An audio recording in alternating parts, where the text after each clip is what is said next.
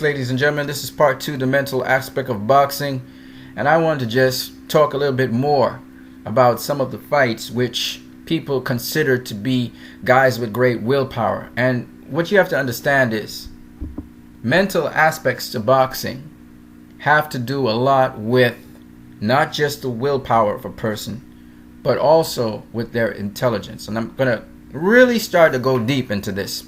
Let's look at Buster Douglas versus Mike Tyson. A lot of people have never really watched the fight, or if they have, they've watched it many years ago. I recently revisited that fight, and I looked at the fight, and Buster Douglas was beating the crap out of Mike Tyson. He was not only outboxing Mike Tyson, but he was literally beating him up, systematically breaking him down. And a lot of people, when they saw that fight, they thought that Buster Douglas, he had a lot of willpower. He was taking Mike Tyson's punches. But his attitude coming into the fight and also how he fought showed me his skill and his intelligence. And I'm not talking about ring IQ. I'm going to explain what intelligence is. And again, these are mental aspects of boxing. If you look at a Floyd Mayweather Jr., if you look at a Manny Pacquiao, they relentlessly train and they do a lot of repetition. And in boxing, you have to perfect your craft. You have to have a lot of repetition. The mental aspect of boxing really comes to the forefront in preparation.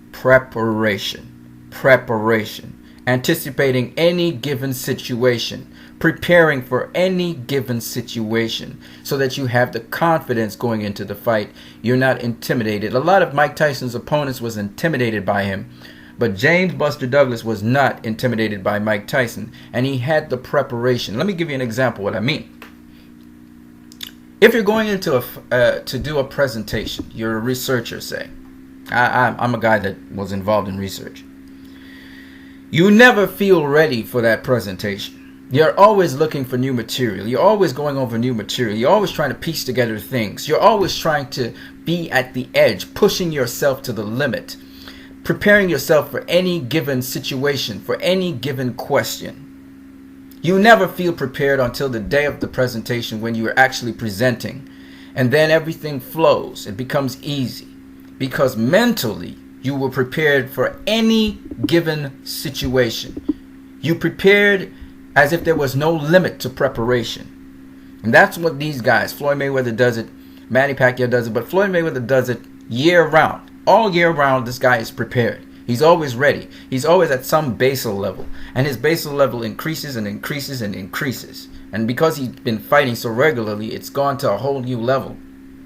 Now, what I'm saying to you is, this is what Buster Douglas did for Mike Tyson. He prepared. Now, yes, given Mike Tyson was knocked down in sparring, he was weaker coming into this fight, and so on. Buster Douglas was prepared for Mike Tyson. He was not afraid of Mike Tyson. He had seen enough. He had been under circumstances enough to be ready for whatever Mike Tyson would deliver to him.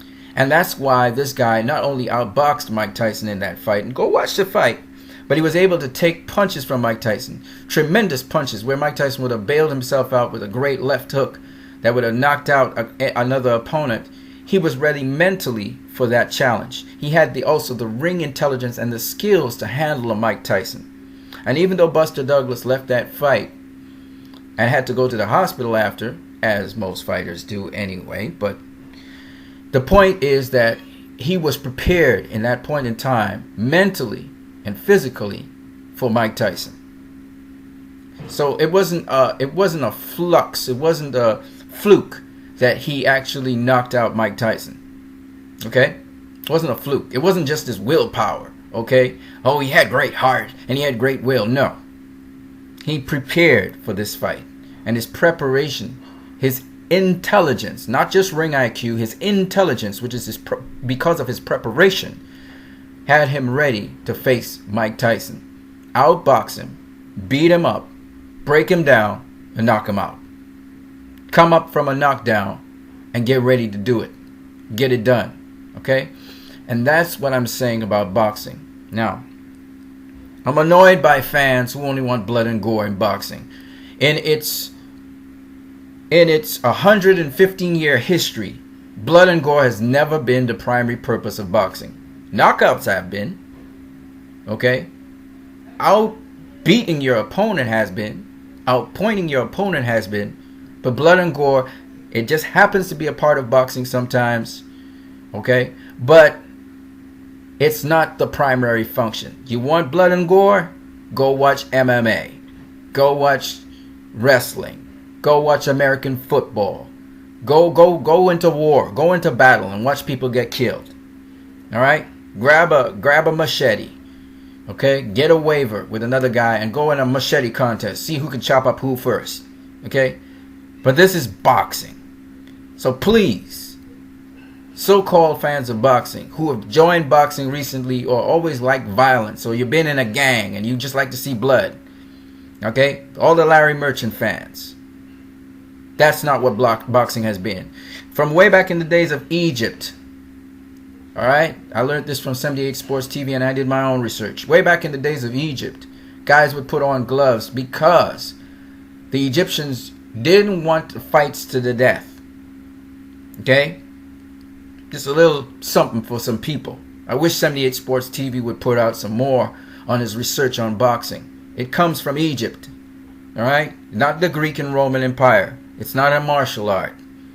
And they used it to fight one another until somebody dropped. That's what it was.